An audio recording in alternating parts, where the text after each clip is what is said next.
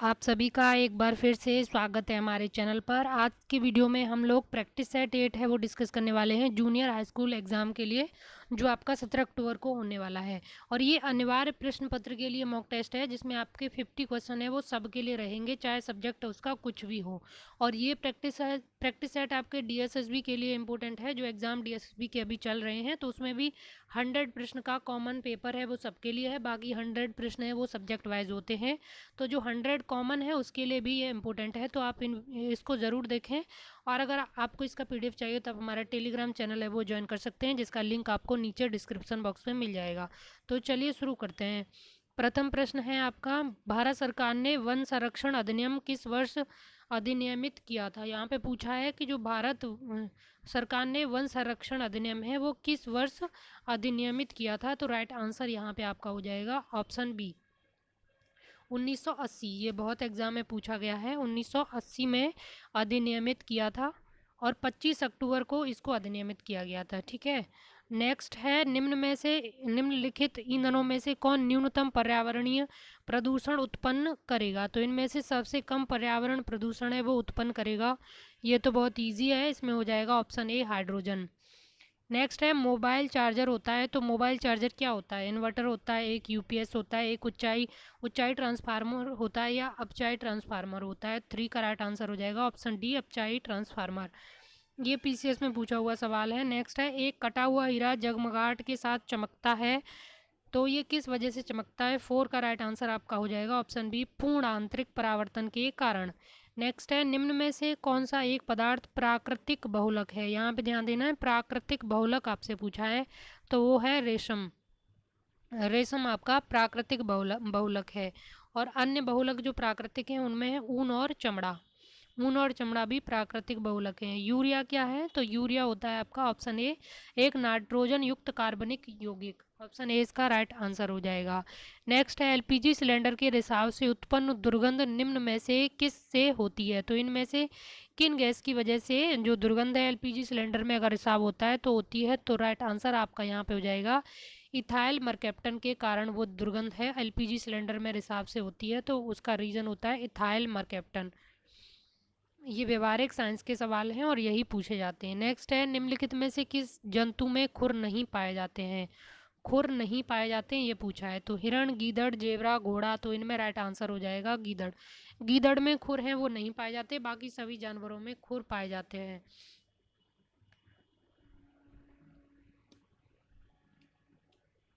Next है, लोकसभा का अधिवेशन गठित करने हेतु गणपूर्ति या कौरम कितना होता है? 9 का आपका राइट आंसर हो जाएगा ऑप्शन बी, सदन के सदस्यों की कुल संख्या का 10वां भाग, यानी 1/10 ये कोरम होता है। नेक्स्ट है, नीचे दो वक्तव्य दिए गए हैं, तो उनमें से आपको बताना है कथन और कारण से संबंधित हैं। चुनाव की घोषणा होते ही राजनीतिक दलों को आदर्श आचार संहिता का पालन करना होता है। आदर्श आचार संहिता को संसद ने अधिनियमित किया है, तो यहाँ पे आपका राइट आंसर हो जाएगा 10 का राइट आंसर हो जाएगा सी, ए सत्य है परंतु आर असत्य है। 10 का राइट आंसर हो जाएगा सी। जो आदर्श आचरण संहिता है, निर्वाचन आयोग द्वारा इसका निर्माण किया जाता है। नेक्स्ट है, राज्यसभा का सर्वप्रथम गठन किस वर्ष हुआ था? राज्यसभा का गठन यहाँ पर पूछा है, यानी उच्च सदन का गठन कब हुआ था? तो 11 का राइट आंसर हो जाएगा ऑप्शन सी, 1952 में। 1952 में ही आपका राष्ट्रीय विकास परिषद है उसका गठन हुआ था। तो ये दोनों डेट आपको याद रखनी है, बहुत इंपॉर्टेंट है। और उच्च सदन होता है राज्यसभा, और आर्टिकल 80 में इसका उल्लेख है। नेक्स्ट है, निम्न में से कौन अंतर्राज्यीय परिषद गठन करने के लिए अधिकृत है? अंतर्राज्यीय परिषद है वो उसका गठन है कौन करता है? तो राइट आंसर हो जाएगा राष्ट्रपति। 12 का राइट आंसर हो जाएगा राष्ट्रपति। और ये गठन किस आर्टिकल के तहत होता है? तो ये होता है 263 के तहत। ये होता है आपका 263 आर्टिकल के तहत अंतर्राज्यीय परिषदों का गठन करता है राष्ट्रपति। और एक आयोग था जो केंद्र राज्य संबंधों पर बनाया गया था, उसकी सिफारिश के आधार पर इस अंतर्राज्यीय परिषद का गठन की करना है वो शुरू हुआ था। तो ये सरकारी आयोग की सिफारिश थी, उसके अनुसरण पर 28 मई 1990 को राष्ट्रपति के आदेश के तहत अंतर्राज्यीय परिषद का गठन है वो किया गया था पहली बार। नेक्स्ट है, प्रोटेम स्पीकर सामान्यतः किसे नियुक्त किया जाता है? तो सामान्यतः प्रोटेम स्पीकर है वो बनाया जाता है नवनिर्वाचित लोकसभा के वरिष्ठतम सदस्यों में से एक को, जो किसी भी पार्टी का हो सकता है। नेक्स्ट है सामाजिक सुरक्षा अधिनियम 2008 के अंतर्गत प्रारंभ की गई राष्ट्रीय स्वास्थ्य बीमा योजना आच्छादित करती है, तो 14 का राइट आंसर हो जाएगा केवल असंगठित क्षेत्र के श्रमिकों को। यहाँ पे पूछा सामाजिक सुरक्षा अधिनियम 2008 था, तो राष्ट्रीय स्वास्थ्य बीमा योजना आच्छादित इसमें होती है तो केवल असंगठित क्षेत्र के श्रमिकों को शामिल करती है। नेक्स्ट है उत्तर प्रदेश में कितने जनपद हैं? तो राइट आंसर हो जाएगा 75। नेक्स्ट है कलिंग युद्ध का विवरण हमें ज्ञात होता है, तो कलिंग युद्ध का विवरण है वो कहाँ से मिलता है? 16 का राइट आंसर हो जाएगा 13वें शिलालेख में इसका उल्लेख है वो किया गया है कलिंग युद्ध का। कलिंग युद्ध है बहुत इम्पोर्टेंट है और यहाँ से एग्ज़ाम आते हैं किस सॉरी यहाँ से आपके लिए प्रश्न आते हैं किस शिलालेख में इसका उल्लेख है।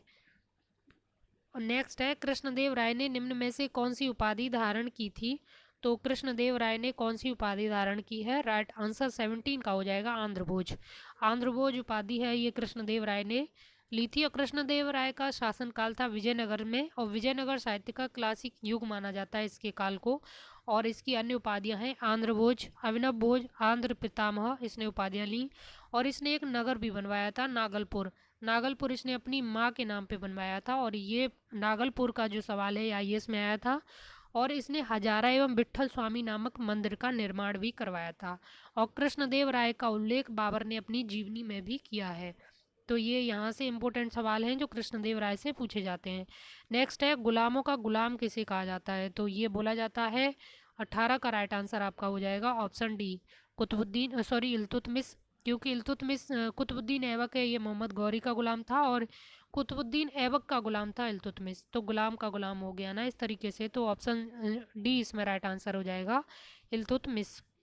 नेक्स्ट है किस वर्ष बाबर ने सुल्तान इब्राहिम लोदी को पानीपत की लड़ाई में पराजित किया था? तो 19 का राइट आंसर हो जाएगा बी 1526। पानीपत की प्रथम लड़ाई है वो बाबर ने सुल्तान इब्राहिम लोदी को पानीपत की लड़ाई में हराया था 1526 में। नेक्स्ट होती है 1556 में और थर्ड जो होती है वो मराठा और अफगानों के मध्य होती है।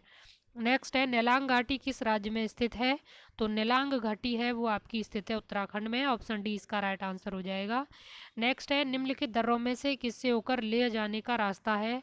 तो लेह जाने का रास्ता है ऑप्शन ए जोजिला दर्रे से होकर के। प्रायद्वीपीय भारतीय की सबसे ऊंची चोटी है, तो भारतीय प्रायद्वीप यानी प्रायद्वीपीय भारत की सबसे ऊंची चोटी है, ऑप्शन बी इसका राइट आंसर हो जाएगा अनाई मुंडी। अनाई मुंडी है ये दक्षिण भारत की सबसे ऊंची चोटी है। नेक्स्ट है भारत में निम्न में से कौन सा राज्य देश का 70% से अधिक कॉफ़ी अकेला पैदा करता है? तो कॉफ़ी के लिए जो क्लाइमेट ज़रूरी होती है वो आपके कर्नाटक में स्थित है, कर्नाटक प्लेट्यू पे। तो यहाँ पर ही बाबा बुदान जो हिल्स हैं मुख्यतः वहाँ पर कॉफ़ी होती है। बाबा बुदान हिल्स हैं तो वो आपकी कर्नाटक में है और यहीं पर कॉफ़ी का उत्पादन है वो किया जाता है। तातीपाका तेल शोधन शाला अवस्थित है, तो 24 का राइट आंसर हो जाएगा आंध्र प्रदेश। 24 right answer Andhra Pradesh. तातीपाका तेल शोधन शाला है आंध्र प्रदेश में अवस्थित है और यह ओएनजीसी के अधिकार क्षेत्र में आती है। नेक्स्ट है 25 सर्वाधिक जैव विविधता पाई जाती है उष्णकटिबंधीय वर्षा वनों में, ये बहुत पूछता है। मतलब कोई भी एग्जाम हो ये सवाल यूपीपीएससी का फेवरेट है, आता ही आता है हर एग्जाम में। तो ये और यूपी में ये बहुत होता है कि जो सवाल आ चुके हैं या आसपास के एग्जाम में जो पूछे गए हैं उन्हीं से सवाल उठाते हैं ये बहुत सारे। तो अभी डीएसएसबी के एग्जाम चल रहे हैं तो डीएसएसबी में जो करंट अफेयर जीएस आ रही है वहाँ से कई सारे सवाल आपके जूनियर एडेड में आ जाएंगे। तो मैं आपके लिए जितने भी 25 पीजीटी के एग्ज़ाम हैं सब्जेक्ट के हो चुके हैं तो जिनमें जो भी करंट अफेयर्स और जीएस पूछी गई है उसका एक स्पेशल वीडियो आपके लिए बना दूंगी, तो आप उस वीडियो को ज़रूर देख लेना। 5-6 सवाल आपको सीधे सीधे मिल जाएंगे वहाँ से, क्योंकि बहुत आलस पता नहीं कितना आलस करते हैं कि पेपर भी पूरा एक ढंग से नहीं बना पाते यूपी में, वही नकल करते हैं इधर उधर से। तो वहाँ से ज़रूर आपके में सवाल आ जाएंगे। आपको बताना है 26 का राइट आंसर हो जाएगा ऑप्शन डी उपयुक्त सभी। नेक्स्ट है निम्न में कौन कृत्रिम पारिस्थितिकी तंत्र है? तो ये है धान का खेत। ये कृत्रिम है, बाकी प्राकृतिक हैं। नेक्स्ट है, निम्न में से कौन सा वायु प्रदूषक ऑक्सीजन की अपेक्षा अधिक शीघ्रता से रक्त के हीमोग्लोबिन में घुल जाता है? तो राइट आंसर 28 का हो जाएगा ऑप्शन सी, कार्बन मोनोऑक्साइड। इतना तेजी से घुलता है कि बहुत जल्दी इंसान की मृत्यु हो जाती है। यहाँ पर सूची 1 को सूची 2 के साथ सुमेलित करना है। तो विनोबा भावे, बीजी तिलक, अरुणा आसफ अली, सरोजनी नायडू, और एक तरफ आंदोलन, एक तरफ व्यक्तियों के नाम। तो यहाँ पे देखिए सरोजनी नायडू का उल्लेख हो जाएगा। वो हो जाएगा डी का 3, दर्शना रेड। दर्शना जो आंदोलन था, इससे सरोजनी नायडू का संबंध है। अरुणा आसफ अली भारत छोड़ो आंदोलन से संबंधित हैं, जो भूमिगत रेडियो संचालन इन्होंने किया था।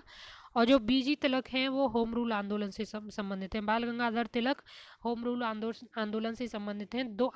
होम रूल आंदोलन की दो शाखाएं थी, एक से संबंधित थी एनी बेसेंट और एक से संबंधित थे तिलक। और विनोबा भावे ये व्यक्तिगत सत्याग्रह से संबंधित हैं। तो इस तरीके से राइट आंसर यहाँ पर आपका हो जाएगा 29 का ऑप्शन ए।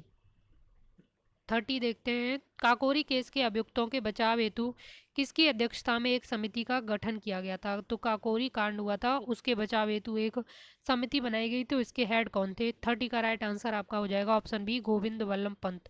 बहुत इंपॉर्टेंट है, हर बुक में ये नहीं दिया होता है, इसलिए ये हिस्ट्री में आपके आएगा। जो एसएसटी का पेपर है उसमें भी ये पूछा जा सकता है और इम्पोर्टेंट है। 31, भारतीय स्वाधीनता विधेयक को राजकीय स्वीकृति प्रदान की गई थी 18 जुलाई 1947 को।